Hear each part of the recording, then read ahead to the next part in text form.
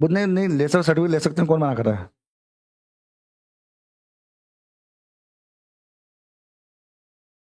जैसे हाँ, तो मैं नहीं कर रहा, उधर पढ़ाई के लिए कर रखा है, बाकी मेरे को करना।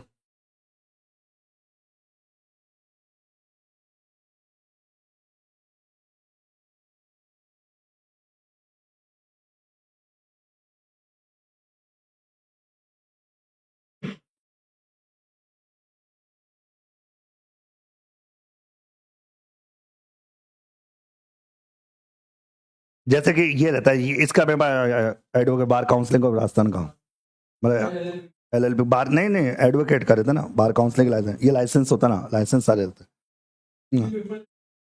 तो मस्त रहे तो पढ़ाई पे ध्यान दे, ठीक है? हैं? चलिए कोई बात नहीं, अब देखो आगे देखो, बातें नहीं। अब देखिए अपन जो बात कर रहे थे अपन टॉपिक की, तो सबसे पहले बता दें अपन जो टॉपिक चला था अपना राष्ट्रीय आय। ओके, कौन सा था? राष्ट्रीय आय। और राष्ट्रीय आय के अंदर अब तक जो हमने पढ़ लिया था 2 क्लासेस में, वो क्या क्या पढ़ा हुआ बता दो आपको। सबसे पहले तो आपने ये डिस्कस किया था कि एक्चुअल में राष्ट्रीय आय होती क्या है, राष्ट्रीय आय का अर्थ क्या होता है, राष्ट्रीय आय कहते किसे, एक तो हमने ये पॉइंट डिस्कस किया था।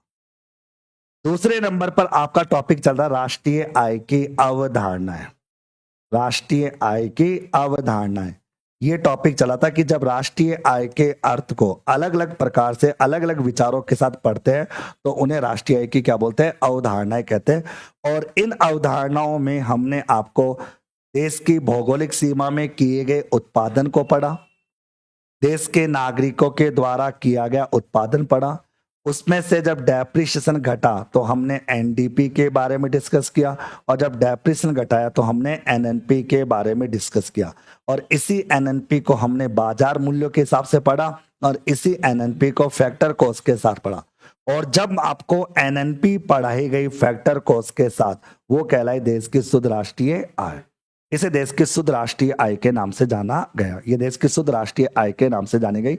ये राष्ट्रीय आय की क्या कहलाती है, अवधारणाएं कहलाती है। इन्हें राष्ट्रीय आय की अवधारणाओं के नाम से अपन जानते हैं, पहचानते हैं। बात के लिए सभी को यहां तक का सारा पॉइंट अपन पढ़ चुके थे, यहां तक की सारी बातें अपन ने पिछली 2 क्लासेज जो हुई थी आपकी, 2 या 3, 2 हो गई ना या 3 हो गई, 2 क्लासेज जो हुई थी, इन 2 क्लासेज के माध्यम से हमने सारी बातें डिस्कस आप लोगों के सामने की थी। ओके, अब बात करेंगे अपन आगे का पॉइंट, जैसे कि अगला जो पॉइंट होगा उसके बारे में बात करेंगे। लेकिन उससे पहले आपको यह बताया जाएगा कि आपकी साधन लागत की एनएनपी क्या होती है। आपको याद हो मैं आपको एक चीज सिखाया था कि सबसे पहले अपन क्या करते हैं, देश की भौगोलिक सीमा में किए गए उत्पादन को देखते हैं कि पूरी भौगोलिक सीमा में टोटल उत्पादन कितना हुआ, कैसे हुआ, वो सारा अपन देखते हैं। देश की भौगोलिक सीमा में किए गए उत्पादन को देखा जाता है। जब देश की भौगोलिक सीमा में किए गए उत्पादन के अंतर्गत विदेशों से प्राप्त होने वाली शुद्ध साधन आय को हम समायोजित कर लेते हैं, तो वही मद क्या कहलाती है, आपकी जीएनपी कहलाती है, उसे हम जीएनपी कहते हैं।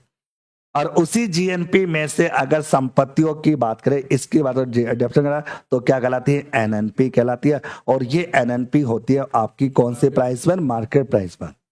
जब मार्केट प्राइस की एनएनपी में हम इनडायरेक्ट टैक्स को तो क्या कर देते हैं, घटा देते हैं, और सरकार से प्राप्त होने वाली सब्सिडी को वापस ऐड कर देते हैं, तो यही एनएनपी आपकी कहलाती है कौन सी कॉस्ट पर, फैक्टर कॉस्ट। और फैक्टर कॉस्ट की जो एनएनपी होती है वो हमारे देश की शुद्ध राष्ट्रीय आय कहलाती है। फैक्टर कॉस्ट की जो एनएनपी होती है वही हमारे देश की शुद्ध राष्ट्रीय आय कहलाती है, ये भी पता होना चाहिए। तो हमने यही लिखा कि जब बाजार मूल्यों पर ज्ञात एनएनपी में से, यानी कि बाजार मूल्यों पर ज्ञात की गई एनएनपी में से इनडायरेक्ट टैक्स, अप्रत्यक्ष कर को अगर घटाया जाता है और सरकार से प्राप्त होने वाली आर्थिक सहायता यानी सब्सिडी को जोड़ दिया जाता है, तो वो प्राप्त जो इनकम होती है वो इनकम साधन लागत की एनएनपी कहलाती है। और इसी साधन लागत की एनएनपी को हम देश की शुद्ध राष्ट्रीय आय के नाम से जानते हैं। ओके, यही साधन लागत की एनएनपी देश की शुद्ध राष्ट्रीय आय के नाम से जानी जाती है। तो आप सोचिए, अगर मैं तुमसे कहूं कि एनएनपी एट फैक्टर कॉस्ट मेरे को निकालनी है, तो मैं कैसे निकालूंगा, एनएनपी एट मार्केट प्राइस, इसमें से मैं इनडायरेक्ट टैक्स घटाऊंगा, सरकार से प्राप्त होने वाली सब्सिडी को क्या करूंगा, ऐड करूंगा। एक बात क्लियर। अच्छा, मैं इसको ऐसे लिख दूं कि अगर मेरे को एनएनपी एट फैक्टर कॉस्ट निकालनी है तो मैं क्या ऐसे नहीं लिख सकता कि अगर मैं जीएनपी एट मार्केट प्राइस में से डेप्रिशिएशन को घटा दूं और फिर इनडायरेक्ट टैक्स को घटाकर सब्सिडी को वापस ऐड कर दूं तो मेरी एनएनपी एट फैक्टर कॉस्ट आ जाएगी। बात सही है गलत है? सही है, क्योंकि आप जानते हो इन दोनों को घटाने के बाद आपकी वैल्यू यही निकल कर आती है। फिर अगर मैं तुमसे पूछूं कि अगर फॉर्मूला एनएनपी एट फैक्टर को मैं कहूं कि जीडीपी एट मार्केट प्राइस में अगर मैं एक्स को ऐड करूं, एम को माइनस करूं, डेप्रिसिएशन को माइनस करूं, इनडायरेक्ट टैक्स को माइनस करूं और सब्सिडी को ऐड कर दो तो बताओ एनएनपी फैक्टर कॉस्ट आएगी नहीं आएगी? क्योंकि इन दोनों का मतलब क्या होता है? जीएनपी। और जीएनपी में क्या घटाओगे? डेप्रिसिएशन। तो क्या बन जाएगा? एनएनपी। बस बात खत्म। तो कहने का मतलब ये होता है, अगर बात आती है ये सारी जो चीजें होती है वो आप लोगों के सामने यहाँ पर आ जाती है, सारी चीजें यहाँ पर कवर कर ली जाती है। तो यहां पर तीनों फॉर्मूले एक ही है, बात एक ही बात वही है, यानी घुमा फिरा के कहानी वही आ जाती है। सबसे पहले देश की भौगोलिक सीमा में किया गया उत्पादन देखो, उसमें विदेशों से प्राप्त होने वाली शुद्ध इनकम को देखो, फिर आपकी पूंजीगत संपत्ति में होने वाली कमी को घटाओ, फिर आपकी एनएनपी एट मार्केट प्राइस की कैलकुलेशन निकाल के दिखाओ, तब जाके इसमें से इनडायरेक्ट टैक्स को घटा दो और सब्सिडी को ऐड कर दो, ये आ जाएगी एनएनपी एट फैक्टर कॉस्ट की कहानी आप लोगों के सामने यहाँ पर आ जाएगी। ठीक है, ये चीज आप लोगों के सामने यहाँ पर आ जाता है। ओके, चलिए हमने यहाँ पर लिखा एनएनपी एट फैक्टर कॉस्ट। ये कहते हैं कि एनएनपी एट जो मार्केट प्राइस होती है उसमें इनडायरेक्ट टैक्स घटा दिया और सब्सिडी को क्या कर दिया? जोड़ दिया। तो बात एक ही सही है। अगर मैं कहूं एनएनपी एट फैक्टर कॉस्ट निकालनी है तो जीएनपी एट मार्केट प्राइस में डेप्रिसिएशन को आपको घटाना है, नेट इनडायरेक्ट टैक्स को माइनस करना है और सब्सिडी को ऐड करना, वही बात आ जाएगी। और एनएनपी एट फैक्टर कॉस्ट निकालनी है तो वही जीडीपी मार्केट प्राइस होती है उसमें एक्स को जोड़ो, एम को घटाओ, यानी कि ये जीएनपी आ जाएगा, फिर डेप्रिसिएशन घटाओ, फिर इनडायरेक्ट टैक्स घटाओ, सब्सिडी को ऐड करो। बात ठीक है, घूम फिर के वही आती है। देश की भौगोलिक सीमा में किया गया उत्पादन जीडीपी होता है। जीडीपी में हम जब विदेशों से प्राप्त होने वाली शुद्ध साधन आय यानी एक्स और एम का समायोजन कर दे तो क्या कहलाती है? जीएनपी कहलाती है। उसी जीएनपी में से जब मूल्यह्रास को हटाते तो क्या कहलाती है? एनएनपी। और ये कौन सी प्राइस होती है? मार्केट प्राइस होती है। और आप जानते हो फैक्टर कॉस्ट निकालने के लिए जो मार्केट प्राइस होती है तो उसमें से इनडायरेक्ट टैक्स को क्या कर दो? घटा दो और सरकार से मिलने वाली आर्थिक सहायता को क्या कर लो? ऐड कर लो। तो ये हमारी साधन लागत यहाँ पर आ जाती है। और सबसे बड़े साधन लागत की जो हमने एक नोट करके लिख रखा है कि साधन लागत पर ज्ञात की गई जो शुद्ध राष्ट्रीय उत्पाद होता है, यानी कि जो एनएनपी एट फैक्टर कॉस्ट होता है उसी को देश की शुद्ध राष्ट्रीय आय कहा जाता है। ये देश की शुद्ध राष्ट्रीय आय होती है। और इस राष्ट्रीय आय में जब हम संबंधित वर्ष की कुल जनसंख्या का भाग दे दिया जाता है तो पर कैपिटा इनकम हमें प्राप्त हो जाती है, यानी कि कुल राष्ट्रीय आय। और यहां पर कुल राष्ट्रीय आय का मतलब है एनएनपी एट फैक्टर कॉस्ट वाली इनकम, कुल जनसंख्या जो औसत रूप में होती है। और ये पर कैपिटा जो इनकम होती है वो हमारी आर्थिक वृद्धि का क्या होती है? सूचक मानी जाती है। यानी कि जिस देश की पर कैपिटा इनकम ज्यादा होती है इकोनॉमिक दृष्टि से वो देश उतना ही ज्यादा डेवलप होता है, और जिस देश की पर कैपिटा इनकम कम होती है वो इकोनॉमिक दृष्टि से उतना ही आपका वीक माना जाता है। तो देश की आर्थिक वृद्धि का जो सूचक है वो पर कैपिटा इनकम है। आपको बता दूं, मैं एक बात ध्यान सुना, आपके सिलेबस में दो टॉपिक है जिसका नाम है, एक तो है आर्थिक वृद्धि जिसको आप इकोनॉमिक ग्रोथ कहते हो। क्या बोलते हैं? इकोनॉमिक ग्रोथ कहते हो। और एक होता आर्थिक विकास जिसको तुम इकोनॉमिक डेवलपमेंट कहते हो। ओके, ये ध्यान रखना। ग्रोथ जो होती है वो पर कैपिटा इनकम पर निर्धारित होती है और डेवलपमेंट जो होता है वो जीडीपी पर निर्धारित होता है, और वो भी कौन से मूल्यों पर? स्थिर मूल्यों पर। कौन से मूल्यों पर? स्थिर मूल्यों पर। स्थिर मूल्यों की कहानी रहती है, अगर ग्रोथ की बात करोगे तो पर कैपिटा इनकम डिटरमाइन होगी और ये आ जाएगा इस प्रकार। जैसे अपन कहते हैं ना, हर चीज का एक सूचक होता है, हर चीज की सूचक की बात मानी जाती है, हर चीज का एक इंडिकेटर होता है जो कि ग्रोथ और डेवलपमेंट की बात अपन यहाँ पर करते हैं। ओके, ग्रोथ एंड डेवलपमेंट को लेकर देखता है आपको। तो मैंने कहा कि जब ग्रोथ की बात आती है तो पर कैपिटा इनकम होती है, डेवलपमेंट आपका जीडीपी पर डिपेंड करता है। दोनों क्या होते हैं ये भी समझ लीजिए, क्योंकि सिलेबस में ग्रोथ और डेवलपमेंट का कॉन्सेप्ट रहता है। जैसे कि मैं आपको एक बात कहूं, जैसे कि तुम कहोगे सर आज हमने 1 घंटे में 10 पेज पढ़ लिए, 1 घंटे में 10 पेज पढ़ लिए, इसका मतलब तुम्हारी ग्रोथ कितनी होगी, 10 पेज की।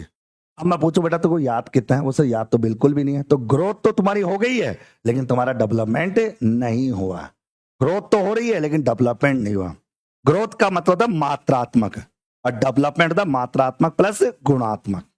इसका मतलब ये समझ लीजिए कि जैसे तुमको सर आज हमने 10 चैप्टर पढ़ लिया और हमें कम से कम 8-9 चैप्टर याद भी है, इसका मतलब तुम्हारा ग्रोथ भी हो रहा है और डेवलपमेंट भी हो रहा है। कभी कभी ग्रोथ होता रहता है, कभी कभी बच्चे कहते हैं भाई साहब सर हमने आज 16 घंटे पढ़ाई की, मतलब याद कितना है सर, याद तो एक भी नहीं है। तो इसका मतलब क्या क्या केवल कचरा इकट्ठा किया, केवल ग्रोथ आपकी हुई, डेवलपमेंट तो हुआ ही नहीं है। तुम इसका मतलब ग्रोथ और डेवलपमेंट का कॉन्सेप्ट आप ऐसे समझ सकते हो कि कोई मिल गया मूवी में जो ऋतिक रोशन था, वो बेचारा बढ़ तो रहा था लेकिन क्लास उसकी तीसरी क्लास थी, इसका मतलब डेवलपमेंट नहीं होता। मतलब उसकी ग्रोथ तो हो रही थी लेकिन डेवलपमेंट हो ही नहीं पाता। डेवलपमेंट का मतलब होता है कि आप ग्रोथ के साथ साथ आगे डेवलप हो, विकसित हो, मतलब आपकी सोचने समझने की शक्ति भी अगर बढ़े तो वो डेवलपमेंट होता है। ये दो टॉपिक तुम्हारे सिलेबस के भी होते हैं। तो ग्रोथ हो गया आपका, और ये साइकोलॉजी में भी है, तुम साइकोलॉजी में तो एक चैप्टर है वृद्धि और विकास, वहां पर भी काम आता है। तो कहने का मतलब ये होता है कि ग्रोथ का मतलब होता है मात्रात्मक और डेवलपमेंट होता है मात्रात्मक प्लस गुणात्मक। जैसे मैं तुमसे कहूं आज अपन ने आधे घंटे में हमारी किताब के 2 पन्ने पढ़े, तो हमने पन्ने पढ़ भी लिए और हमने याद भी कर लिया, तो हमारा ग्रोथ भी हो रहा है और हमारा डेवलपमेंट भी हो रहा है। ये आपका कॉन्सेप्ट होता है ग्रोथ एंड डेवलपमेंट को लेकर, कि ग्रोथ कैसी होती है, डेवलपमेंट कैसा होता है। ये दोनों विचारधाराएं आपके सामने यहाँ पर रहती है। ये प्रश्न बनता भी है कि जो ग्रोथ होती है वो पर कैपिटा इनकम पर डिपेंड करती है और डेवलपमेंट करता है जीडीपी पर। तभी तो हर बार देश का प्रधानमंत्री क्या बोलता है, बनाओ भारत, बनाओ भारत, उत्पादन करो, उत्पादन करो, उत्पादन। उत्पादन करोगे तो जीडीपी होगी, जीडीपी होगी तो देश का क्या होगा, विकास होगा, डेवलपमेंट होगा। ये बात है। तभी तो कहते हैं ओ पढ़ो बेटो, पढ़ो पढ़ो, क्योंकि पढ़ोगे तो सब 10 पन्ने पढ़ोगे तो कम से 2 तो याद होंगे ना, लेकिन पढ़ोगे 2 तो याद तो एक भी नहीं होगा। तो बस पढ़ते रहो, पढ़ते रहो, पढ़ते रहो, याद अपने आप होता जाएगा, बस पढ़ते रहो, पढ़ते रहो। इसका मतलब हम हमेशा ग्रोथ के साथ साथ डेवलपमेंट की बात अपन यहां पर करते हैं। ये धारणा, ये प्रश्न कई बार एग्जाम में आए हैं धारणा, चाहे संगणक हो, एएस हो, फर्स्ट ग्रेड हो, कि किसी भी देश की आर्थिक वृद्धि का सूचक क्या है, पर कैपिटा इनकम। लेकिन धारणा पर कैपिटा इनकम भी 2 होती है, एक तो चालू मूल्य की और एक होती है स्थिर मूल्य की। कौन से मूल्य की, स्थिर मूल्य की, जिसको बोलते हैं वास्तविक पर कैपिटा इनकम। एक होती है चालू पर कैपिटा इनकम और एक होती है वास्तविक होती है। तो ये वास्तविक होती है जो स्थिर मूल्यों पर आधारित होती है। स्थिर मूल्यों का मतलब होता है आधार वर्ष, जो किसी वर्ष को आधार लेकर चलती है। और राष्ट्रीय आय की गणना का आधार वर्ष कौन सा, 2011-12, जिसके आधार पर कैपिटा इनकम निकाली जाती है, जिसके आधार पर कैपिटा इनकम के कॉन्सेप्ट को देखा जाता है। यहां तक की बात समझ में आ रही ना, ये चलो ओके। चलिए ये तो गई एक बात। एक प्रश्न है जो आप लोगों के सामने रहेगा, इस प्रश्न को करना आप लोगों के सामने, एक बार प्रश्न जो है आप लोगों के सामने रहेगा। अगर बात करें, ये प्रश्न है आप लोगों के सामने, इस प्रश्न को आपको हल करना होगा। एक बार अपना दिमाग लगाइए और कॉन्सेप्ट को क्लियर करने की कोशिश कीजिए। ये प्रश्न है आप लोगों के सामने कि आपको देश की भौगोलिक सीमा में और पर कैपिटा इनकम आपको बताने की, इस क्वेश्चन के हिसाब से पर कैपिटा इनकम कितनी आएगी। आराम से एक बार रफ कॉपी निकाल लीजिए और पूरे कॉन्सेप्ट को समझने का प्रयास कीजिए। राष्ट्रीय आय से संबंधित कोई भी डाउट, किसी भी प्रकार का मन में डाउट है, वो रहना नहीं चाहिए आप लोगों का, चाहे वो कैसा भी डाउट हो, किसी भी प्रकार का डाउट हो, मन में 1% भी डाउट लेकर आपको यहां से नहीं निकलना, ध्यान रखना।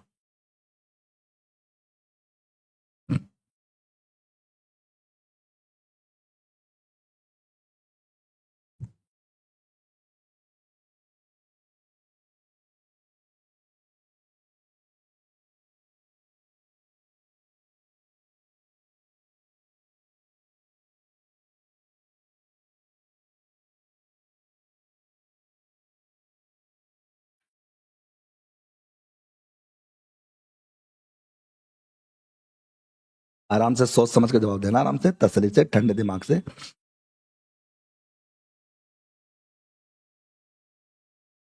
ये सभी ऑनलाइन वाले बच्चे भी आराम से फटाफट आंसर दीजिए। अगर आपको कॉन्सेप्ट, क्योंकि आज अपन राष्ट्रीय आय की अवधारणाओं को पूरा पढ़ेंगे और अच्छे समझेंगे, याद करेंगे अपन अच्छे से।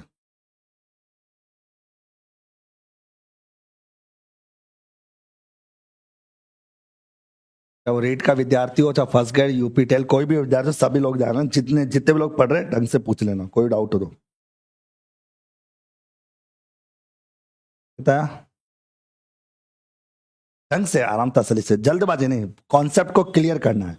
ये सब लोग कि जो आप तक 3 क्लासें अपनी हो चुकी हैं, 3 क्लासों का सारांश इस क्वेश्चन में छुपा हुआ सारा, जो पूरे कॉन्सेप्ट को कवर करता है, पूरी विचारधारा को कॉन्सेप्ट करता है कि आपकी पूरी विचारधारा क्या कहती है। यहां पर वित्तीय वर्ष 2018-19 में देश की भौगोलिक सीमा में किया गया उत्पादन है। अब सुनिए, सबसे पहले आता है उत्पादित वस्तुओं का अंतिम मूल्य 1 लाख है। बहुत ही अच्छी बात है। मतलब उत्पादित वस्तुओं का अंतिम मूल्य 1 लाख है, मतलब देश की भौगोलिक सीमा में किया गया उत्पादन जो दे रखा, कितना दे रखा अपने को, 1 लाख दे रखा है। इसका मतलब ये तो सीधी सी बात है, भारतीय कंपनियों ने विदेश में उत्पादन कितना किया, 40,000। ओके, अच्छा 40,000 का जो उत्पादन है वो इसमें शामिल नहीं है, तो इस एक्स को तो क्या कर लेंगे अपन, ऐड कर लेंगे, 40,000 आपका ऐड कर लेंगे, क्योंकि कंपनियां कहाँ की, भारत के, उत्पादन कहाँ किया इधर, तो ये शामिल नहीं था। और विदेशी कंपनियों ने कहाँ उत्पादन किया, भारत में। इसका मतलब ये मत इस जीडीपी में शामिल है, तो ये माइनस कर देंगे। इन सबको प्लस माइनस करने के बाद हमारा जो जीएनपी निकल कर आया है वो कितना आया, 1,20,000 रुपए। यहां तक का कॉन्सेप्ट समझ में आया ना आपको। इस प्रश्न की जब बात अपन करते हैं, इस प्रश्न को हम समझते हैं, तो हम ये समझते हैं कि ये जो भारत के नागरिकों ने विदेश में कमाया 40,000, विदेश की कंपनी ने भारत में कमाया 20,000, इसका मतलब नेट फॉरेन इनकम अबाउट वो कितनी है आपकी, 20,000। अच्छा ये प्लस में है कि माइनस में, प्लस में। और जब ये इनकम प्लस में होगी तो जीएनपी की मात्रा जीडीपी से ज्यादा होगी। देखो यहाँ पे जीएनपी कितना है, 1,20। ओके, जीडीपी कितनी है, 1 लाख। क्यों, क्योंकि आप जानते हो इस केस में ये प्लस में देगा तो जीएनपी ज्यादा होगा, और जीएनपी ज्यादा कौन से देशों में, विकसित देशों से संबंधित विचारधारा होती है। पूंजीगत संपत्ति मूल्य में कमी हो रही है 15,000 की, 10,000 की, तो इसका मतलब डेप्रिशिएशन जो होगा वो कितना हो रहा है आपका, 10,000 का हो रहा है। तो बताओ यहां पर एनएनपी आपका कितना बचा, आपका 1,10,000। अब 1,10,000 एनएनपी है, और ये एनएनपी है कौन सी प्राइस पर, मार्केट प्राइस में। मार्केट प्राइस की एनएनपी में हम इनडायरेक्ट टैक्स जो देगा कितना देगा, 15,000, वो माइनस करेंगे और सरकार से प्राप्त होने वाली सब्सिडी को ऐड करेंगे। तो इस प्रकार से आप लोगों की वैल्यू जो निकलेगा वो 1,02,000 आ जाएगी। इसे कहेंगे हम एनएनपी एट फैक्टर कॉस्ट। और साधन लागत की एनएनपी को ही देश की शुद्ध राष्ट्रीय आय कहते हैं। और जब हम पर कैपिटा इनकम निकालेंगे तो आपकी एनएनपी एट फैक्टर कॉस्ट आ जाएगी।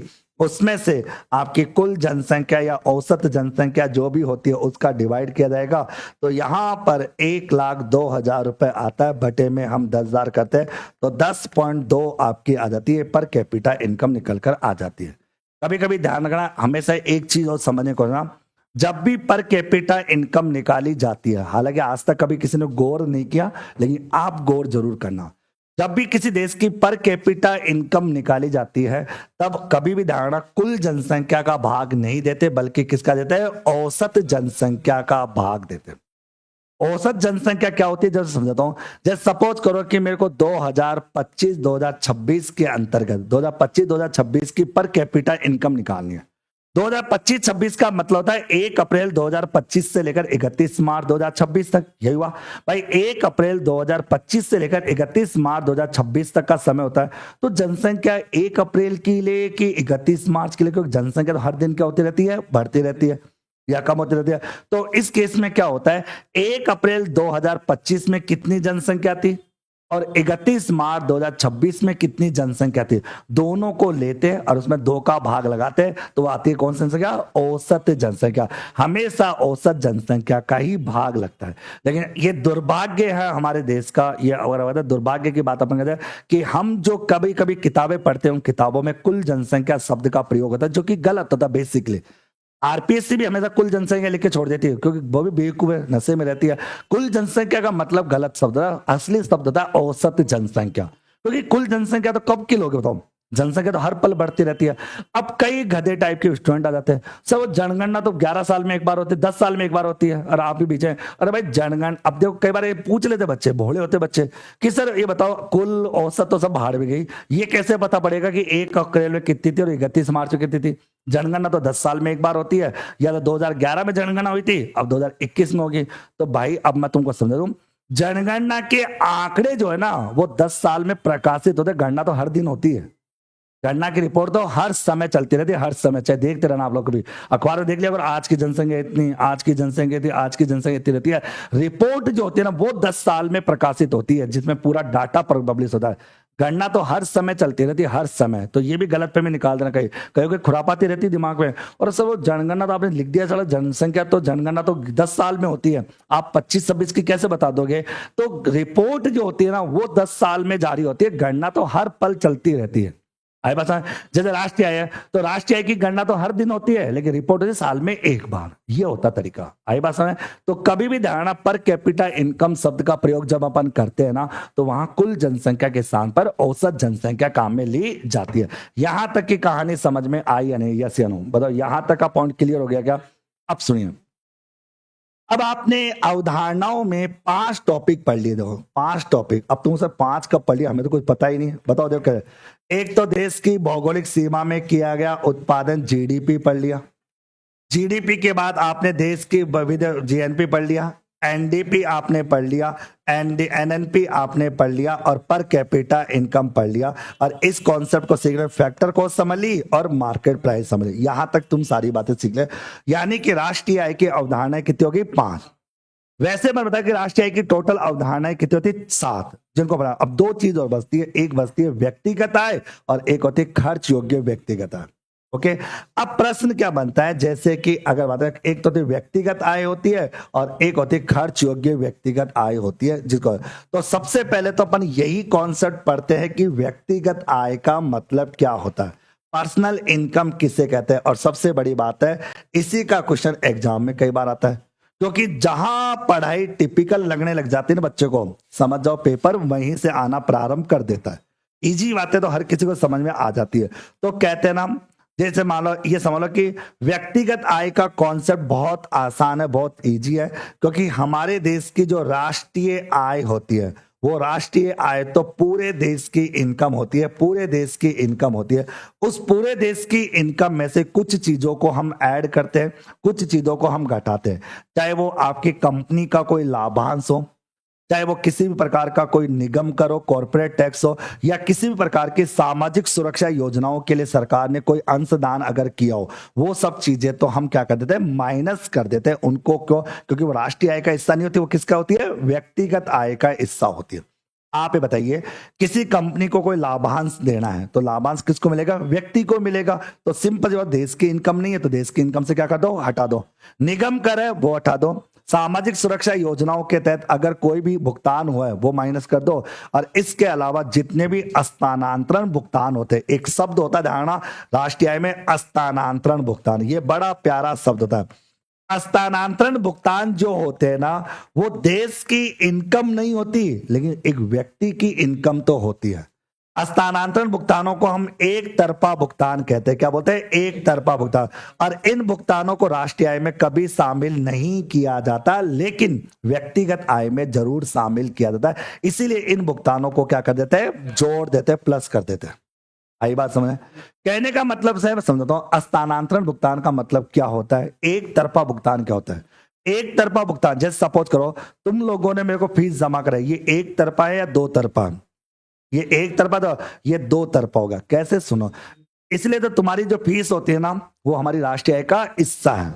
ओके, अब कैसे? सुनो भाई, तुमने फीस दी है, मैंने तुमको ज्ञान दिया है, इसका मतलब आपने बदले में मैं कुछ यहाँ। लेकिन सपोज करो तुमको मैं स्कॉलरशिप दूं तो तुमने मेरे को क्या दिया? कुछ नहीं दिया। ठीक है, मैं तुमको वृद्धावस्था पेंशन दूं, क्या दिया? कुछ नहीं दिया। इसका मतलब बेरोजगारी भत्ता दूं, क्या दिया? कुछ नहीं। बेरोजगार तुमको सामने बेरोजगार देना आपको, ऐसा नहीं। तो कुछ पेमेंट ऐसे होते हैं जिनका उत्पादन क्रियाओं से कोई संबंध होता ही नहीं है, यानी प्रोडक्शन एक्टिविटी से कोई मतलब नहीं है। चाहे उनमें आपका बेरोजगारी भत्ता हो, बेरोजगारी भत्ता एक प्रकार का क्या है? स्थानांतरण भुगतान होता है। अब ये राष्ट्रीय आय का हिस्सा तो नहीं है, लेकिन व्यक्तिगत आय का तो हिस्सा हो गया ना, पैसा दे रहा ना। जैसे कि वृद्धावस्था पेंशन होती है, वृद्धावस्था पेंशन, वृद्धावस्था पेंशन जो होती है, अच्छा वृद्धावस्था पेंशन दी जाती है किसको? जिसकी उम्र हो जाती है। अब बताओ उन्होंने काम क्या किया? काम तो कुछ नहीं किया, बस सरकार उनको क्या दे रही? सहायता दे रही है। तो ये एक तरफा। जैसे कि छात्रवृत्ति होती है, तो ये कुछ ऐसे पेमेंट होते हैं जिनका उत्पादन क्रियाओं से कोई वास्ता नहीं होता। उत्पादन की एक्टिविटी से कोई मतलब नहीं होता, वो हमारी क्या कहलाती है, स्थानांतरण भुगतान कहलाता है। और स्थानांतरण भुगतान जो होते हैं वो कभी भी राष्ट्रीय आय में शामिल नहीं होते, लेकिन व्यक्तिगत आय में शामिल जरूर होते। तो इसका मतलब क्या हुआ कि अगर मेरे को यहां पर, अब देखो कैसे समझ में ना, कि अगर मान लो कि ये राष्ट्रीय आय आपको दे रखी है, अब एग्जामिनर क्या पूछेगा, इस राष्ट्रीय आय में कुछ मदों को तो घटाना है और कुछ मदों को क्या करना है, ऐड करना है। बस उसके बाद जो इनकम बचेगी वो आ जाएगी कौन सी, व्यक्तिगत आय। मतलब वो एक प्रकार की व्यक्ति की इनकम, वो देश की इनकम ना व्यक्ति की इनकम मान ली जाती है। जैसे कि हम जानते हैं कि अवितरित लाभांश, अगर कोई भी अवितरित लाभांश होगा वो आपको राष्ट्रीय आय में से माइनस करना है। ये बड़ा इंपॉर्टेंट पॉइंट रहेगा, ध्यान रखना। तो अवितरित लाभांश जो होता है वो राष्ट्रीय आय का हिस्सा नहीं होता। ओके, इसलिए उसको पहले उसको जोड़ कर घटा दो। इसके अलावा कोई अगर निगम कर है, कंपनियों के ऊपर टैक्स हुआ जाएगा, सामाजिक सुरक्षा के लिए किया गया अनुदान, सामाजिक सुरक्षा के लिए, सामाजिक सुरक्षा के लिए अनुदान। ओके, इस तरह की जो ये मदद घटा, और ये एक तरफा जो भुगतान होता है, जो सरकार करे चाहे कोई भी करे, उन सबको घटाने के बाद जो अमाउंट बचेगी वो कहलाएगी हमारी व्यक्तिगत आय। ये हमारी व्यक्तिगत आय होती है, इसे हम पर्सनल इनकम कहते हैं। और सीधी सी बात है, इस व्यक्तिगत आय में से जो हमारी लायबिलिटीज बनती है वो चुका दो। जैसे सपोज इन सबको काट पीट के आ गए मेरे पास 1 लाख रुपए, ये 1 लाख रुपए एक व्यक्ति की इनकम है, और इस व्यक्ति की इनकम में से जो इसकी लायबिलिटीज बनती है, जो इसका टैक्स बनता है, जो पेनल्टी बनती है, जो जुर्माना बनता है, वो दे दो, और बाकी जो बच गया वो तुम्हारी इनकम है, खर्च योग्य व्यक्तिगत। जैसे सपोज करो कि तुमको 1 लाख रुपए मिलते हैं, तो क्या तुम पूरे खर्च कर सकते हो? नहीं, पहले सरकार की जिम्मेदारी चुका दो। सरकार का कोई टैक्स बनता है वो दे दो। जरा कौन बनेगा करोड़पति? 5 करोड़ मिलते हैं, कोई 5 करोड़ नहीं मिलते, 5 करोड़ तो मिलते हैं, लेकिन पे टैक्स है, पैक्स है, या कट कटा के मिले 3 करोड़। अब तुम खर्च कर ले भाई, ये 3 करोड़ का है, वो इनकम 5 करोड़ की दिख रही है, वो व्यक्तिगत आय है। वो 5 करोड़ रुपए उसकी व्यक्तिगत आय तो है, लेकिन उसकी खर्च योग्य आय नहीं है, क्योंकि 5 में से कुछ कटकटा के पैसा मिलेगा, क्योंकि बहुत सारा टैक्स जमा कराना है उसको, अलग अलग प्रकार का टैक्स, पेनल्टी, जुर्माना, टैक्स वगैरह होता, वो सब कुछ देने के बाद जो पैसा बचा है वो उसकी खर्च योग्य व्यक्तिगत आय है। ये कॉन्सेप्ट है। तो अपन ये कह सकते हैं कि खर्च योग्य व्यक्तिगत आय निकालने से पहले क्या निकालना पड़ेगा? व्यक्तिगत आय। और जब इसी व्यक्तिगत आय में से अगर मैं प्रत्यक्ष करों का भुगतान कर दूं तो मेरी इनकम कौन सी कहलाएगी? खर्च योग्य व्यक्तिगत आय। इसको खर्च योग्य व्यक्तिगत आय के नाम से हम पहचानेंगे। और एक बात और सुनना, कोई भी व्यक्ति अपनी इनकम को 2 ही जगह खर्च कर सकता है, या तो उपभोग पर खर्च कर सकता है, या कंज्यूम पर खर्च, या आपका बचत पर खर्च कर सकता है। जैसे सपोज करो कि तुम्हारे पास 100 रुपए बचे, भाई क्या क्या करेगा बता, सोच के देखो क्या क्या कर सकते हो। 100 रुपए बचे तुम्हारे पास खर्च करने के लिए, क्या करोगे? खाओगे, पियोगे, मजे करोगे, ये दोगे कंज्यूम, और बाकी बच के तो बचा लोगे। तो इसका मतलब कोई भी व्यक्ति अपने इनकम को या तो कंज्यूम पर खर्च कर सकता है, कंज्यूम में सब खाना पीना रहना सब आ गया, ओके, या क्या करोगे? बचत करोगे। ओके, 2 ही काम है। इसीलिए कहते हैं कि खर्च योग्य व्यक्तिगत आय को उपभोग बचत विधि भी कहते हैं। उपभोग प्लस बचत, या तो आपने उपभोग कर लिया या आपने क्या कर लिया? बचत कर लिया। ये कॉन्सेप्ट रहता है राष्ट्रीय आय का।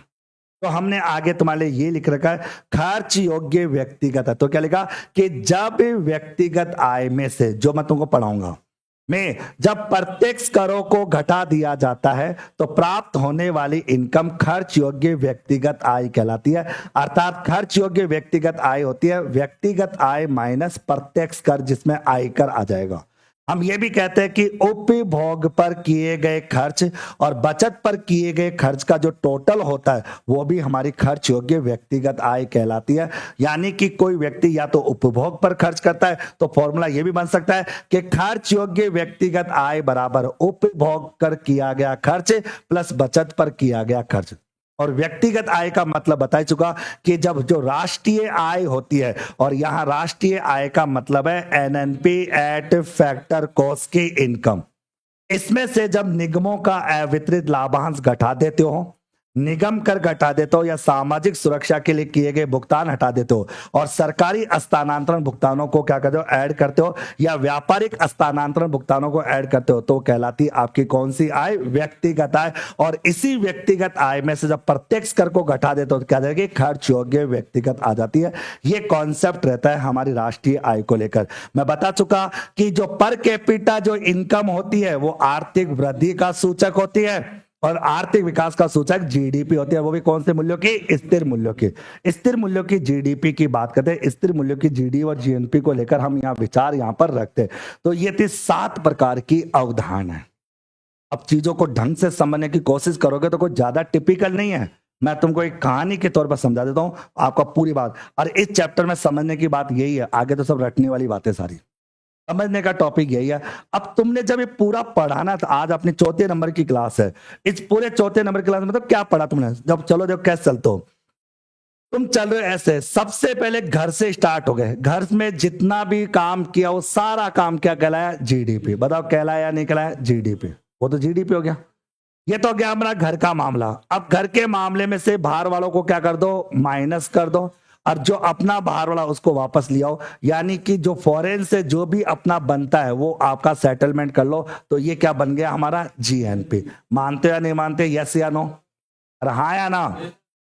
फिर आपकी कहानी होती है इस जीएनपी में से जो हमारा टूटा फूटा जो भी है वो आप डेप्रिसिएशन का हटा दो, तो क्या बन गई हमारी एनएनपी। बस इतनी से। ये एनएनपी हम कौन सी, मार्केट प्राइस की, क्योंकि ये मार्केट प्राइस की एनएनपी होती है।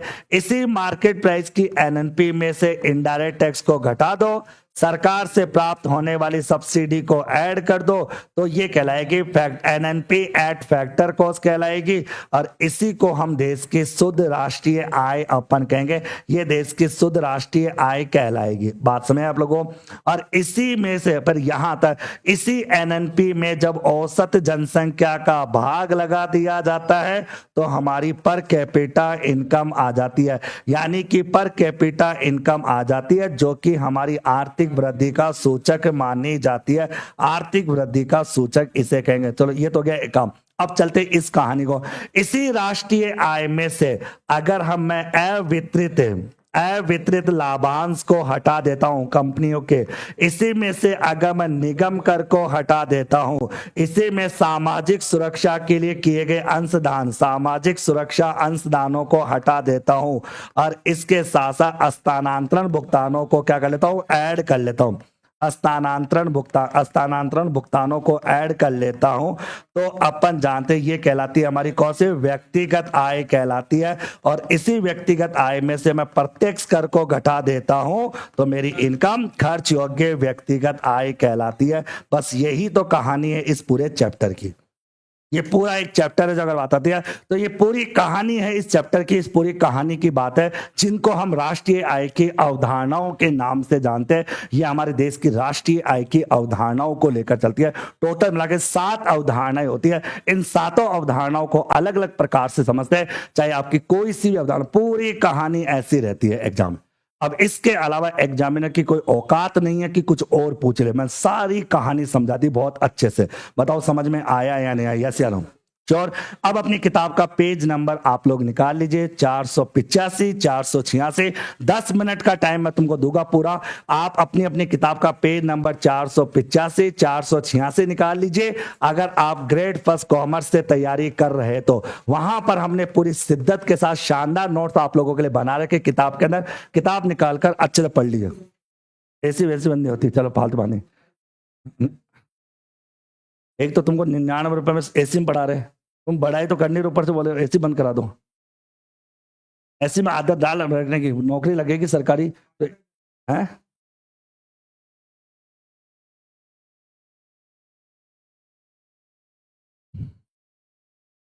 अब एक बार पढ़ लीजिए। किसी को भी कोई डाउट हो, किसी भी प्रकार की कोई प्रॉब्लम हो, किसी भी प्रकार की डाउट में चले तो आराम से डिस्कस कर सकते हो।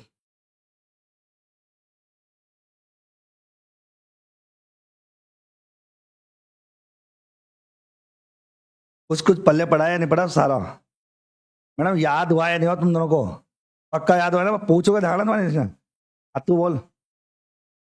व्यापारिक हस्तांतरण तो जो देखो आप इसको हस्तांतरण का मतलब होता है कुछ हो सकता है कंपनियों की तरफ से और कुछ होता है सरकार की तरफ से। बस कंपनियों की तरफ से होता है जैसे कोई कंपनी पेंशन दे रही है, छात्रवृत्ति दे रही है, कुछ भी दे रही है। देखो नहीं देती, सबको देती है, अच्छा काम बोनस दे रही है, कुछ काम नहीं किया लेकिन बोनस दे रहा है, इस तरह से कोई हो सकता है, इस तरह की बात हो। लेकिन धारणा एक बात को कभी तुम समझो, पेंशन पेंशन जो होती है वो राष्ट्रीय आय में आती है धारणा, लेकिन वृद्धावस्था पेंशन राष्ट्रीय नहीं आती, क्योंकि पेंशन तो सैलरी का भाग होता है। ठीक है ना, ये भी धारणा कहीं दोनों का एक मत समझना।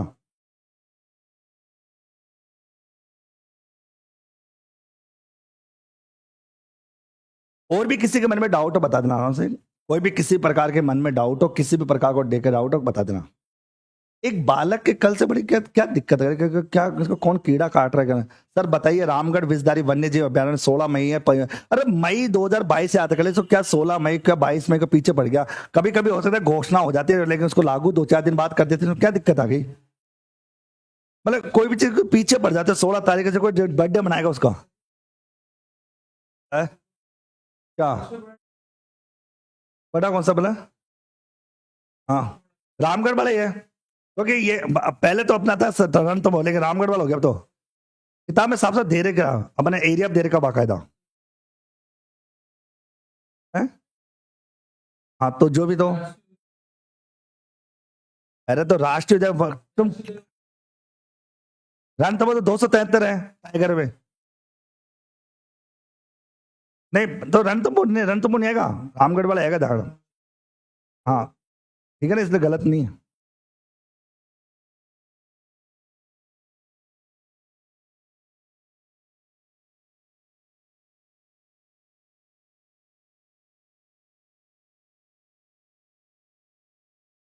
आराम से ढंग से 10 मिनट का टाइम है, किताब आराम से एक एक शब्द को पढ़ोगे दोबारा, एक एक शब्द को।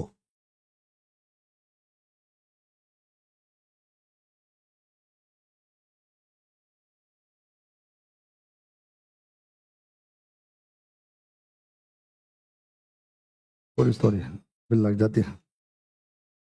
ये क्या बीमारी लाया ना, लगी थोड़ी भाई, लग जाए आंख में लग जाए भाई।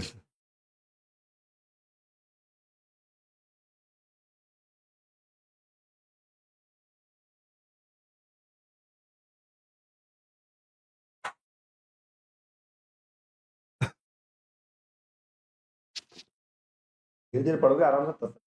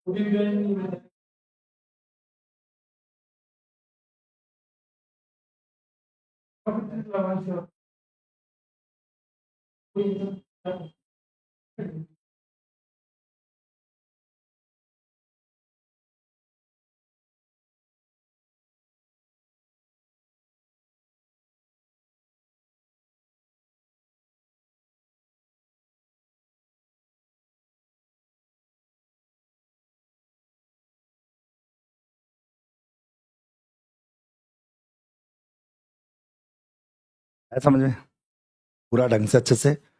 दो टॉपिक अपने कंप्लीट हो जाते हैं, राष्ट्रीय आय का अर्थ और राष्ट्रीय आय की अवधारणा है। अवधारणा इस चैप्टर में समझने वाला टॉपिक यहीं तक था, अब तो सब रटने वाले टॉपिक, वैसे भी कोई समझने वाला टॉपिक नहीं है। समझने की जो चीज थी वो यही थी। और अधिकतर एग्जाम में जो प्रश्न आते हैं ना बता को, जो प्रश्न आज तक पूछे होंगे वो क्या क्या पूछा होगा। एक तो पूछा होगा इसके बारे में, NFI क्या होता है, एक तो ये पूछा आज तक। या पूछा है तुम लोगों से आपकी NNP एट फैक्टर कॉस्ट क्या होती है राष्ट्रीय आय को लेकर। या पूछा है पर्सनल इनकम के फॉर्मूले को लेकर। इसके अलावा आज तक किसी एग्जामिनर कुछ भी नहीं पूछा यहाँ से। ये 3 टॉपिक आज तक एग्जामों में बने हैं, बाकी कोई बाकी बनते भी नहीं, बाकी सिंपल से होते हैं, बाकी तो कोई गधा भी कर देगा कोई। ये 3 टॉपिक ही आज तक बड़े बड़े एग्जाम, चाहे कोई first grade second grade third grade कोई भी एग्जाम हो, इन 3 टॉपिक। एक तो पूछेगा भाई GDP GNP का अंतर क्या कहलाता है, विदेशों से प्राप्त शुद्ध साधन है, देश की शुद्ध राष्ट्रीय आय किसे कहते हैं, NNP एट फैक्टर कॉस्ट को। या पर कैपिटा पर्सनल इनकम का फॉर्मूला पूछ सकता है कि पर्सनल इनकम की कैलकुलेशन करते हैं किसको जोड़ते हैं किसको घटाते हैं, ये पूछता है। इसके अलावा कोई नहीं बनता, एक गारंटी आराम से। पढ़ा मैंने सब कुछ दिया, समझा मैंने सब कुछ दिया, लेकिन एग्जाम में जो बनता है वो ये बनता है। ये 3 टॉपिक होते हैं जिनसे हमेशा एग्जामिनर क्वेश्चन पूछता रहता है, बार बार रिपीट करता रहता है। ये क्वेश्चन बनता है, बाकी इसके अलावा कोई भी प्रश्न आपका नहीं बनता, ये ध्यान रखना। अब बताओ पूरी अवधारणाएं समझ में आ गई कि अच्छे से। किसी के भी मन में कोई डाउट हो कि सर ये पॉइंट समझ में नहीं आया या ये पॉइंट डाउट हो, देखो सर लिखने पर जो काम है, अब जो सीधी बात है, अगर आप इसको लिखते तो भी मैं यही लिखा था भाई, लिखने के बाद भी यही लिखा था, और आपने इसको पढ़ भी लिया, समझ किताब आपकी है आपको भाई, किताब आपको सारी दे रखी है। किताब जब आपके पास है तो सिंपल सी बात है, आपको सारी बातें समझ में आ गई होगी अवधारणाओं को लेकर बात करें तो। बताओ यहां तक कोई क्लियर सबका? ठीक है, अब बाकी बातें करेंगे अपन अगली क्लास में, जब तक अपन कॉमर्स की क्लास शुरू करते हैं। ठीक है।